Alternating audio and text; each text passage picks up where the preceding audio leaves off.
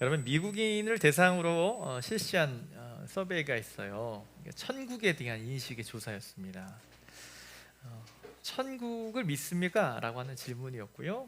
그 결과에 한 67%의 사람이 예, 저는 천국을 믿습니다, 이렇게 대답을 했대요. 그런데 그 대다수의 응답자들이 천국에 가기 위해서는 착한 사람이 되어야 됩니다 라고 대답을 했대요. 대다수의 이 응답은 놀랄 만한 결과가 아니죠. 왜냐하면 대중문화가 계속해서 선한 행실과 노력으로 천국에, 좋은 곳에, 혹은 하나님께 도달할 수 있다고 조금씩 우리에게 이야기를 하기 때문에 그렇습니다.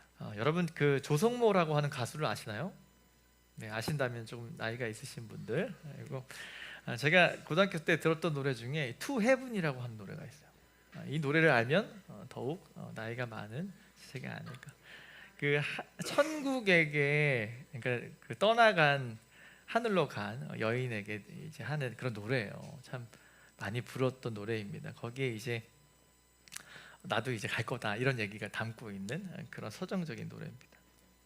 미국의 여러분 1960년대 가수 웨인 코크란이라고 하는 이 라스트 키스, 여러분 아시는 지체가 있을 거예요. 거기에도 마지막 후렴에 뭐가 있냐면 사랑하는 여인에게 하는 노래였어요. 나는 그녀가 천국에 가버렸다. 그래서 나는 착하게 살 거다. 왜 착하게 살까요? 나도 이제 가니까, 가서 만나니까, 그런 얘기예요. 그래야 나도 이 세상을 떠난 후에 거기 가서 나의 그 여인을 만날 수 있으니까. 컨트리 가수 앨런 잭슨도 나는 어디에서 왔나라고 하는 곡에서 이렇게 얘기합니다. 나는 나의 출신지에서 태어난 곳에서 삶을 살다가 열심히 살아서 천국에 가려고 노력한다, 이런 노래가 있어요. 여러분, 이런 문화는 역사를 통해서 음악뿐 아니라, 여러분 그 야구를 좋아하시는 지체가 있나요? 토니 그윈이라고 하는 이 야구의 전설이죠. 이분이 죽기 전에, 그러니까 미국 스포츠 전문 매체인 ESPN 토크쇼에서 그분을 이야기하면서 이렇게 얘기했어요. 그윈이라고 하는 분은 인격자였기 때문에, 착한 사람이었기 때문에 좋은 곳에 갔을 것이다 라고 하는 말을 했습니다. 이 말이 굉장히 많이 회자됐기 때문에 유명한 말이 되었어요. 여러분, 대다수의 미국인들은 그런 관점을 갖고 있어요. 천국이 있다고 믿고요. 또 그곳에 가는 방법은 자신의 순종, 착하게 살기, be good 하기 위해 착하게 살면 갈 수 있다라고 생각을 하죠. 여러분, 그렇지만 그리스도인은 그렇지 않다는 것을 우리는 압니다. 성경은 일관되게 구원이라고 하는 것, 영원한 하늘나라의 주님의 택함 가운데 들어가기 위해서는 무엇으로 난다고 말하죠? 은혜라고 하는 것, 오직 은혜로, 또 오직 믿음으로 이루어진다고 성경은 말합니다. 에베소서 2장 9절, 행위에서 난 것이 아니니 이는 누구든지 자랑하지 못하게 함이라. 로마서 3장 28절, 그러므로 사람이 의롭다 하심을 얻은 것은 율법의 행위에 있지 않고 믿음으로 되는 줄을 우리가 인정하노라, 이렇게 말합니다. 여러분, 성경은요, 우리가 믿음으로 구원을 받는 것이지 행위가 아니라는 말을 하는 겁니다. 믿음으로 구원을 받는 것이지 행위로 받는 것이 아니라고 분명히 말하죠. 그러나 신약 성경 한편에서는 우리를 구원하는 믿음에는 행위가 또 수반되어야 된다라고 하는 말을 야고보서에 보면 또 할 수 있어요. 야고보서를 통해 보면 행위가 없다면 그 믿음은 죽어 있는 거일 수밖에 없다라고 하는 말을 했죠. 야고보 사도는 진정한 믿음, 구원을 얻는 믿음은 순종으로 진정성을 나타내 보인다고 했지요. 그런 맥락에서는 두 말은 다른 얘기가 아닌, 믿음으로 구원을 얻지만 믿음이 있다고 한다면 분명한 우리 안에 행동이 있다라고 하는 말로 볼 수가 있죠. 여러분, 구원에 이르는 믿음은 그 믿음으로 말미암는 행위로 그것이 참 믿음임을 드러난다고 볼 수 있죠. 그렇기 때문에 크리스찬들은 여러분 착한 일을 해야 하나요? 하지 말아야 되나요? 당연히 해야죠. 그러나 이유와 목적이 다른 거죠. 우리는 천국 가기 위해서 그 일을 합니까? 뭘 얻기 위해서 그렇게 하는 것일까요? 우리가 구원받은 사람이기 때문에 우리가 그 일을 하는 거죠. 여러분, 이와 같은 고민을 오늘 좀 하기를 원합니다. 지난 시간에 하나님이 땅의 사람들 중에서 구원자가 오실 통로이자 믿음의 조상이 될 아브라함을 어떻게 선택했는지를 보았습니다. 이제 아브라함은 나이가 많았고 자녀는 없었어요.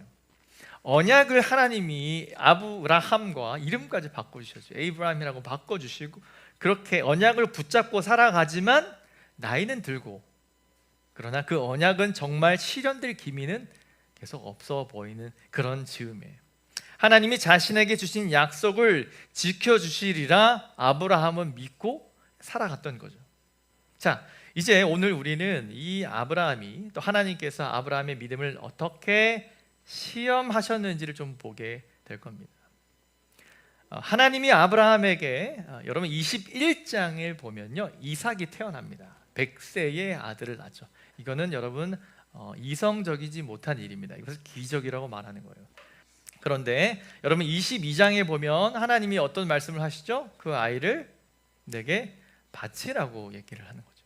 하나님은 아브라함에게 그 이삭을 제물로 바치라고 명령했어요. 아브라함은 하나님을 믿는 사람인가요? 믿지 않는 사람인가요? 네, 믿지 않는 사람이라고 생각하지 마십시오. 아브라함은 하나님을 믿었어요. 하나님 뭐라고 인정했죠. 그를 그의 의로 삼으셨다고 우리가 봤잖아요. 아브라함은 하나님을 믿는 사람이에요. 이름이 바뀌었어요. 크리스찬이에요. 주님을 경외하는 사람이에요. 그런데 하나님은 아브라함에게 이런 말하자면 어떤 시험을 주셨는데, 자, 이제는 아브라함을 보십시오. 아브라함은 하나님의 어떤 방식으로든 말씀에 그 언약에 신실하실 것임을 믿고 기꺼이 순종하게 되죠. 결론은 어떻게 돼요? 드리죠. 아들을 죽이려고까지 하게 됩니다. 우리 신앙이 없는 분들이나 성경을 처음 본 분은 이 창세기 22장을 보면 너무 놀라실 수밖에 없어요. 안 놀라면 좀 이상한 분들이에요. 하나님이 언약을 하셨는데, 언약의 산물로 아이를 태어나게 하셨는데 그 아이를 바치라고 한다는. 아브라함은 뭐예요? 물론 고민이 많이 있었겠죠. 고민을 하신 부분들은 사실 직접적으로 나오지 않아요. 22장을 읽어보시면 직접적으로 아브라함이 이거 어떻게 되지? 고민하다가 이렇게 딜레이된 얘기가 전혀 없어요. 아브라함은 그대로 행하죠. 자, 여러분, 이 사건에서 저와 여러분이 구원에 관한 한, 또 대속과 대리하시는 언약에 대한 내용을 함께 나누길 원합니다. 이 사건은 하나님이 죄에 대해서 요구하시는 특별한 제물과 하나님의 약속을 믿는 그 구원의 믿음을 우리에게 보여주는데 한번 함께 나눠보도록 하겠습니다. 첫 번째로 나눈 내용은 뭐냐면, 하나님은 우리에게 희생 제물을 요구하세요. 희생 제물. 여러분, 하나님과 아브라함은 언약을 맺었죠. 네, 약속이라고 생각하셔도 좋아요. 그런데 성경은 그것을 언약이라고 말하죠. 계약과 어원이 같습니다만 계약과 달라요. 하나님이 일방적으로 주신 그 약속, 영원한 약속. 하나님은 아브라함과 언약을 맺었어요. 내가 너로 복이 되게 하고 하늘의 별처럼 수많은 후손을 준다고. 네가 복이 되고 그 땅을 기업으로 받을 것이라고. 아브라함과 사라에게는 어떻죠? 자녀가 없었어요. 사라는 사실 여러분 병적으로 임신을 할 수 없는 여인임에도 불구하고 하나님이 그 언약을 주셨죠. 그런데 하나님은 아브라함 부부가 자녀를 갖게 될 것이라고 반복해서 말씀하셨고, 결국 어떻게 했죠? 아브라함은 믿었어요. 오케이, 오늘 스토리는 그 다음 이야기예요. 자, 결국 21장에 기적적으로, 정말 기적적으로 아들 이삭을 얻죠. 그래서 이삭을 뭐라고 하죠? 약속의 자녀. 다른 말로, 조금 더 성경적인 말로 하면 언약의 자녀예요. 언약의 자녀. 이삭이 태어나자 아브라함은 뭐예요? 믿음이 뭐가 된 거예요? 이제 실제가 된 거잖아. 어마어마한, 네, 본인의 의심이 여지가 되더라도 내 아들을 보면 뭐야? 할렐루야 할 수밖에 없어. 하나님의 완벽한 언약의 상징이지 않습니까? 얼마나 기뻤을까요? 자, 그런데 이삭은 하나님의 상속자였기 때문에 그렇죠. 하지만 이삭이 출생한 지 한 10년이 지난 것으로 봅니다. 한 13년 정도 지난 것으로 봅니다만, 아브라함은 그 자신의 믿음에 엄청난 시험을 받게 되죠. 21장 1절을 제가 읽어드릴게요. 이 일 후에, 그러니까 이삭이 태어나고 행복한 그날을 지내는 그 즈음에 하나님이 아브라함을 시험하시려고 그를 부르시되 아브라함아 하시니 내가 여기 있습니다. 2절 너의 아들 수식어가 나와요. 너의 사랑하는 또 나와요. 독자 이삭, 유일한 아들 그 이삭을 데리고 와서 번제를 드리라 이런 말을 합니다. 여러분 혹시 수영을 여러분 할 줄 아십니까? 수영을 못 하시는 분 있으세요? 저는 물에만 들어가면 겸손해지시는 분들 혹시 내리시고요. 네, 좋습니다. 혹시 수영을 하시는 분 배우실 때를 여러분 생각해 보십시오. 혹 아이들이나 조카들에게 또 다른 분들을 여러분 수영을 가르쳐 줄 때를 생각해 보십시오. 물에 이렇게 잠겨 있고 숨을 쉬지 않으면 되게 무섭지 않으세요? 굉장히 무섭습니다. 그래서 빨리 올라오려고 힘이 들어가니 가라앉는 것이죠. 빨리 배워서 깊은 곳에 들어가고 싶지만 그 물에 대한 공포 때문에 수영을 포기하는 사람들도 있더라고요. 한 비유컨대 이런 비유를 드리고 싶습니다. 수영장에서 여러분 어린 아이에게 수영을 가르치는 아버지들을 한번 상상해 보십시오. 뭐라고 하죠? 아빠가 들어와 하고 힘을 빼라고 얘기하죠. 힘을 빼. 아빠가 잡아준다. 아버지의 말을 들은 아이는 슬금슬금 왔다가 물을 이렇게 살짝 해보고는 어떻게 해요? 뒤로 물러서죠. 그 모습을 보는 아버지가 다시 말하죠. 들어오라고 얘기하죠. 그러고는 다시 묻죠. 아빠 믿잖아. 아빠 잡아줄 거야. 걱정하지 마. 아무리 깊어도 아빠가 다 잡아줄 거야. 뛰라고 말하죠. 그러면 아이가 그 다음에 이제 학습이 시작되겠죠. 여러분 정말 무섭고 두려운 것이 있을 때 이것을 뛰어넘기 위해서는 뭐가 필요하죠? 믿음이라고 하는 것이 필요해요. 여러분 생각해 보십시오. 그 아이와 그 아버지가 부자 관계가 확실하지 않은가요? 그 아이가 쉽게 그 물에 못 들어가는 이유는 아버지를 믿지 못해서인가요? 좀 다른 얘기라는 거죠. 그죠? 물이 아버지를 향한 믿음보다 더 크게 작용될 때는 들어가지 못하게 되는 거죠. 그래서 믿음은 그 행위와 언제나 같이 갈 때 의미가 있게 되는 거예요. 하나님의 이 시험은 바로 그 포인트에 있었습니다. 여러분 누군가를 신뢰한다고 말하기는 비교적 쉬워요. 하지만 그 신뢰의 증거인 순종은 결코 쉽지 않습니다. 아브라함의 이야기에서 우리는 이것을 알 수 있어요. 아브라함과 언약을 맺으신 하나님이 아브라함이 나를 믿는 걸 알고 있어요. 하지만 뭐예요? 시험하셔요. 하나뿐인 아들 이삭을 모리아 땅의 산에서 희생 제물로 바치라고 하십니다. 여러분 이러한 스토리가 아브라함에게 있어서 어떻게 받아들여지게 됐을까요? 자신이 시험 받는 줄도 몰랐겠죠. 우리도 이처럼 부지 중에 시험을 받을 수 있다고 저는 생각을 합니다. 아브라함의 사건은 우리의 순종에게 중요한 메시지를 던져줍니다. 여러분 하나님이 여러분의 자녀가 있다면 아니면 여러분이 정말 사랑하는 그 사람을 희생 제물로 바치라고 요구하시는 것을 여러분 상상할 수 있겠습니까? 여러분 하나님이 이삭을 드리는 방식을 번제로 드리라고 했습니다. 번제라고 하는 것 여러분 잘 아셔야 돼요. 제물을요 모두 다 태워버리는 거죠. 결과적으로 볼 때 분명히 하나님은 그분의 지시가 완수되는 것을 의도하지 않았을 것이라고 저는 생각합니다. 무슨 얘기냐면 진짜 하나님이 그 아이를 바치라고 번제에 그렇게 태워버리는 것을 원하셨을까요? 원하지 않았을까? 원하지 않았다고 하는 생각을 저는 하게 됩니다. 여러분 이삭을 제물로 바치라고 하는 하나님의 명령은 아브라함의 가족뿐 아니라 인류 역사에 지대한 영향을 미칠 문제입니다. 오랜 기다림 끝에 사라에게서 얻은 아들과 헤어져야 한다는 것이 오히려 작은 문제일 수 있어요. 왜 이렇게 얘기하냐면 더 큰 문제가 뭐냐면 이삭은 뭐의 상징이에요?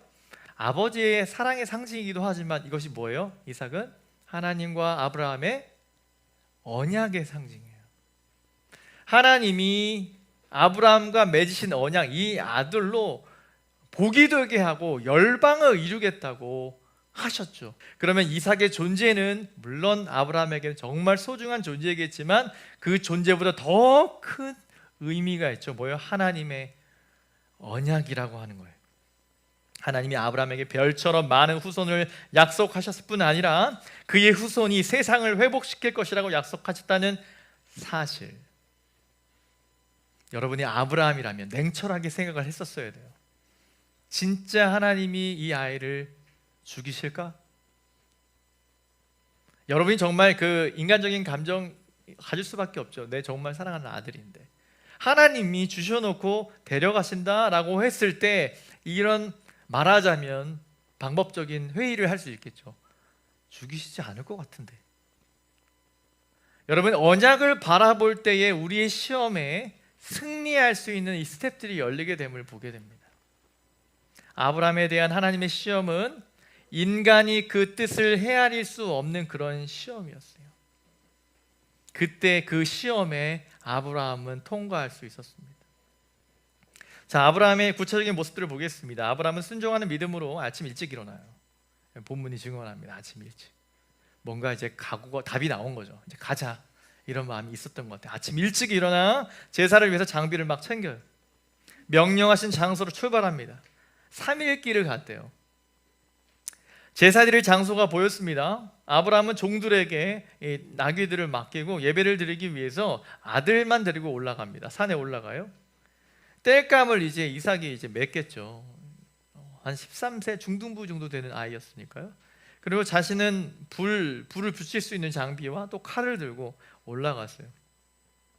여러분, 아브라함은 하나님의 약속에 대한 강한 믿음을 보여주고 있어요. 제가 지금 거론하고 있는 부분들은 무엇을 보여주는 겁니까? 아브라함이 지금 뭐 하고 있는 거예요? 하나님의 말씀에 순종하고 있는 모습이 아주 구체적으로, 그리고 강한 의지로. 물론 그 비하인드에 많은 눈물이 있었겠지만 여튼 그렇게 가고 있는 거죠. 뚜벅뚜벅 잘 가고 있습니다. 아브라함은 이삭을 희생 제물로 바치려고 했을 뿐 아니라 어떤 식으로든 이삭이 살아날 것이라고 믿었었던 것 같아요. 그것은 나중에 알게 되는 얘기지만, 그래서 종들에게 뭐라고 얘기해요? 22장 5절에 같이 온 그 종들이 있잖아요. 이렇게 뭐라고 하냐면, 내가 갔다가 우리가 너에게 내려올 거야 라고 얘기해요. 무슨 얘기인지 알죠? 이렇게 얘기해야 되잖아. 내가 아이를 정말 제물로 바치려면 누구만 내려오게 되는 거야? 나만. 그렇죠? 여러분, 긴 여행이었으니 경비가 있었을 거 아니에요. 대략 얘기하지 않잖아요. 뭐라고 얘기합니까? 그러니까 이런 행보를 봤을 때 아브라함은 결론이 있었다니까. 이 시험에 어떻게 다뤄야 되는지, 언약을 어떻게 붙잡아야 되는지를 알고 있었던 것 같아요. 종들에게 얘기하는 거예요. 우리 가서 예배드리고 올게. 우리가 같이 올 거니까 여기서 좀 기다려라고 얘기하는 것이죠. 여러분, 설령 이삭이 죽더라도, 좀 지나친 해석일 수 있어요. 하나님이 다시 이 아이를 부활시켜서 후손에 대한 약속을 지키지 않을까라는 생각을 할 수 있죠. 조금 지나치게 보면. 그런데 너무나도 신기하게 히브리서, 오늘 저와 여러분이 함께 읽은 말씀, 히브리서는 아주 후대에 기록된 성경이에요. 히브리서 11장 17절에 19절을 보면 아브라함이 이렇게 드렸다고 넘겨짚어서 얘기하는 거 있었죠. 성령께서 이렇게 감동을 주셔서 이렇게 얘기하는 거예요. 시험 받을 때 믿음으로 드렸다. 그는 약속들을 받은 자로 돼 그 외아들을 드렸다. 그에게 이미 말씀하시길 네 자손이라 칭할 자는 이삭으로 말미암았으리라 하셨으니 그가 하나님이 능히, 19절이에요, 이삭을 죽은 자 가운데서 다시 살리실 줄로 생각한지라. 이것은 사실 좀 따져봐야 됩니다. 어떻게 알아요? 히브리서 저자에게 물어봐야 되겠죠.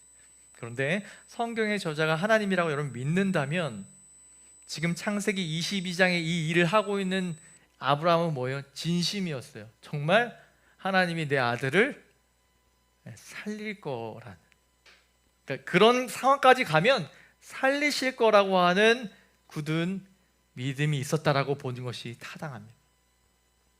여러분, 아브라함과 이삭이 제사를 드리러 산으로 올라가요. 아브라함은 무슨 일이 일어날지 정확히 알진 못했지만 여전히 어떤 모습을 우리에게 보여줍니까? 하나님의 언약, 특별한 희생 제물을 요구하시는 하나님을 바라보며 나아갔다고 하는 사실이에요. 희생을 요구했다. 두 번째 크게 나눌 내용을 22장 7절부터 14절을 통해서 보게 되는데, 여러분, 오늘의 핵심 개념인 이 대속이라고 하는 개념이 있어요. 여러분, 우리 또 직급 중에 대리 계십니까? 이대리? 김대리? 오늘 안 계시군요. 같은 의미죠, 여러분. 네. 좀 잠깨라고 하는 말인데 죄송합니다. 잠이 더 오면 할 수 없고요. 우리는 대리라고 하는 개념에 익숙해요. 그래서 여러분, 선생님 중에서 정규 선생님이 빠지시면, 뭔가 이제 일 때문에 빠지시면 대리 선생님이 오시죠. 또 경기장에서도 보면, 여러분 농구에서 보면 식스맨이라고 아세요? 6번. 농구를 몇 명이 하시죠? 많이 하면 안 됩니다. 5명에서만 경기를 쓸 수 있죠. 그래서 6번째 사람, 교체할 만한 선수이죠. 힘이 들거나 전략적으로 교체할 대리 선수라고 말할 수 있어요. 여러분, 이처럼 선생님이 아프거나 운동 선수가 그 역할을 할 수 없을 때 대리자의 존재는 정말 중요합니다. 왜요? 그 임무, 해야 될 임무를 대신 수행해 주기 때문에 중요하죠. 여러분, 기독교의 핵심은요, 예수 십자가 맞아요. 그런데 여러분, 이 개념을 모르고 예수 십자가는 아무 의미 없는 거예요. 바로 기독교의 핵심이라고 하는 것은 쉽게 여러분 대리라고도 보셔도 좋고요, 신학적으로는 대속이라고 하는 말을 씁니다. 대속이라고 하는 주제가 있어요. 예수님이 저와 여러분의 대속 제물로 뭐요? 우리의 죄를 사하기 위해 죽으셨어요. 이것이 복음입니다. 창세기 22장에서 이삭을 위한 대속의 제물은 순양이었습니다. 이삭은 기꺼이 희생 제물이 되고자 하는 아들로서 예수님을 우리에게 기억나게 합니다. 하나님의 아들이 이삭처럼 산으로 올라가셨죠. 또 순양도 우리의 대속 제물이 예수님을 상징하게 됩니다. 순양이 가시덤불에 걸린 것은 아브라함에게서 태어난 후손, 왕이신 예수님이 가시 면류관을 쓰고 우리의 죄를 위해 찔리시게 될 것을 아주 잘 우리에게 보여줍니다. 그렇다면 우리에게 어떤 삶을 하나님이 요구하시는 것인가? 마지막 세 번째로 적용할 이 문제는 이것입니다. 하나님이 준비하실 것이다 라고 하는 신뢰가 여러분에게 필요합니다. 아브라함은 하나님이 생명을 얻을 수 없는 사라의 죽은 태에서 생명을 주셨듯이, 만약 내가 이삭을 죽인다고 하면 다시 그 인생을 살리실 것이다 라고 하는 믿음이 그에게 있었다는 거예요.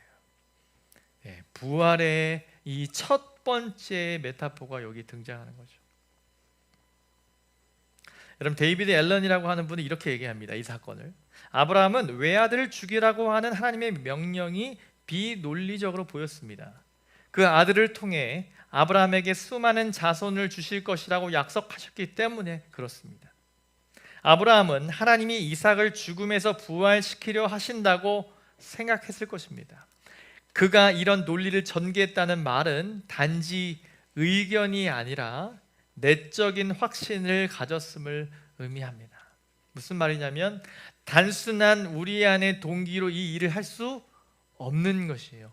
믿음으로 우리가 단단하게 서 있지 않고서 무엇을 할 수 없나요?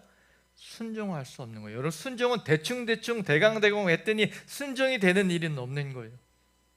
여러분, 정말 여러분의 인생을 주님께서 붙잡고 계시고 저와 여러분을 통해서 하나님이 무언가 하나님의 일을 하신다고 여러분 믿으십니까? 여러분, 그것이 시작이에요. 여러분 믿으세요. 그 믿음 갖고 오늘 여태까지 계속 살아가고 계시다면 신실하게 하나님이 여러분을 통해서, 나를 통해서 행하시고 계신 그 언약을 계속 아브라함처럼 바라보란 말입니다. 어떠한 순간에만 그 일을 벌이시는 것이 아니에요. 이미 지금 하나님의 일을 여러분의 연약함을 통해서 드러나고 계시고, 여러분은 계속 하나님이 일하고 계시다는 것을 기억하십시오. 아브라함이 이삭을 결박한 그 장소는 전통적으로 뭐예요? 구약시대에 성전이 세워진 곳이고요, 주님을 제사를 지낸 곳으로 사용되게 됩니다. 그 땅에서 하나님이 예배를 받으시는 거죠. 말씀을 정리하겠습니다. 대속의 제물과 죽은 자들을 살리시는 하나님의 능력이, 그 능력에 대한 하나님의 이 아브라함의 믿음은 우리에게 좋은 모델이 됩니다. 대속의 제물로 드리는 제사와 부활을 신뢰하는 것, 이 패턴은 신약이 말하는 구원에 이르는 믿음의 패러다임을 말해요. 저와 여러분이 믿음으로 살아간다라고 하는 것은 두 가지입니다. 나의 연약한 삶 때문에 누가 예수 그리스도께서 날 위해 대신 돌아가셨다라고 한 사실을 믿는 거예요. 그 다음 나를 다시 살리실 거라고 하는 신뢰 때문에, 여러분 이 신뢰가 있다면 뭐 할 수 있을까요? 모든 일은 할 수 있죠. 여러분 그래서 크리스찬들이 이런 일을 할 수 있어. 정말 위험한 일, 사람들의 흥미를 위한 위험한 일이 아닌 정말 다른 사람을 구하고 정말 이타적으로 저 인생들을 위하여 할 수 있는 일, 그 일을 할 수 있어요. 누가 할 수 있나요? 크리스찬만 가능한 거예요. 대략 순종 없이 머뭇거리는 크리스찬은 절대 경험할 수 없어요. 아브라함처럼 믿음의 순종을 할 수 있는 사람, 그 일을 하게 되는 거예요. 우리의 마음이 그렇게 눈이 열리게 되는 것이에요. 어떻게? 정말 믿음의 순종을 하는 사람, 대속의 제물로 예수 그리스도의 그 대속의 제물로 날 위해 돌아가신 사건을 언약으로 붙잡는 사람, 그 부활을 신뢰하는 그 패턴은 어떤 일도 믿음은 우리가 하나님께 순종하기 위한 위대한 일들을 시도하게 하는 수단이 됩니다. 어려운 지역에 가서 선교하는 일, 정말 많은 사람들이 가지 않은 그곳에 가서 목숨을 걸어야 될 이유, 조선이라고 하는 아무것도 살지 않은 나라에 가서 예수의 이름, 한국말로 잘 못하는데 와서 던졌던 수많은 선교사들, 예수의 이름으로 살아가는 이 시대의 청년들이요, 크리스찬들이요, 우리는 어떤 삶을 선택하며 나아갈까요? 적어도 대속의 제물로 돌아가신 예수를 붙잡고 부활을 신뢰하는 백성, 그 신실한 믿음의 사람 때문에 한 나라가 구원을 받습니다. 그 여러 나라 중에 대한민국이 있다고 저는 자신을, 여러분 그 중에 저와 여러분이 있다면 저와 여러분을 통해서 아브라함처럼 혹 그 이상 여러분의 사업체와 여러분의 기업체, 여러분의 학교가 여러분을 통해서 변화되지 않을까요? 여러분의 능력이 아닌, 우리의 능력이 아닌 하나님의 말이에요. 그거 하시려고 우리를 살려두시는 거 아닐까요? 사랑하는 하나님 여러분, 죽음을 이기는 능력의 왕, 그분이 우리와 함께 하십니다. 우리가 명령을 수행하는 중에 비록 상처 입고 비록 많은 것을 잃을 수도 있어요. 혹 목숨을 잃더라도 하나님의 사명은 여러분, 저와 여러분을 통해서 이루어내실 줄 믿습니다. 죽음을 이기는 능력의 왕이 저와 여러분과 함께 있기 때문에 하나님이 준비하실 저와 여러분의 미래를 바라보며 여러분 거침없이, 여러분 낭만하고 좀 힘들 수 있어요. 세상은 우리를 편하게 해주는 것이 아닙니다. 하지만 영원히 우리와 함께 하시는 그분을 바라보며 내일에 당당하게 서는